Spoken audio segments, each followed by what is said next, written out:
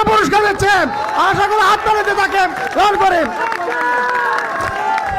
নির্বাচনী জনসভায় এভাবে হাজার হাজার টাকা দিলেও এবার হাসনাত আব্দুল্লাহকে চমকে দিয়েছেন একজন ভোটার। দিয়েছেন একটি চিরকুট, লেখা রয়েছে, দুনিয়ার লোভ যেন তোমাকে পেয়ে না বসে, দোয়া করি জাতিকে শিক্ষিত করো, হাতে কর্ম দাও, চাঁদাবাজি সহ সব বন্ধ হবে ইনশাআল্লাহ।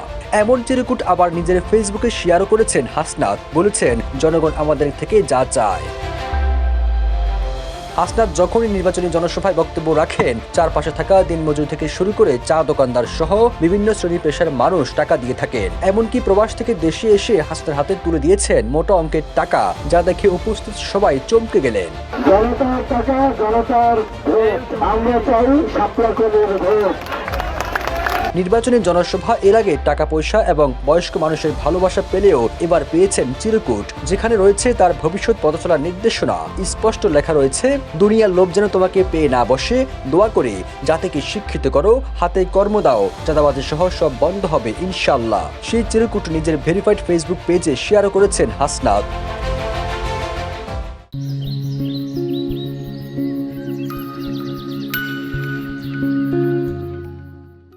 সাধারণ একজন ভোটারের কাছ থেকে পাওয়া এমন চিরকুট ফেসবুকে পোস্ট করার সাথে সাথে ইতিবাচক মন্তব্য করেছেন নেটিজেনরা। অনেকে লিখেছেন, ওই চাওয়াটুকুই বাংলার সব জনগণের। চিরকুটটা ছোট, তবে মনের সব ভাব ব্যক্ত করতে পেরেছেন। আবার কেউ কেউ লিখেছেন, এটা শুধুমাত্র একটি চিরকুট না, এটা আপনার জীবনের দুনিয়া ও পরকালের জন্য একটা নসিহা।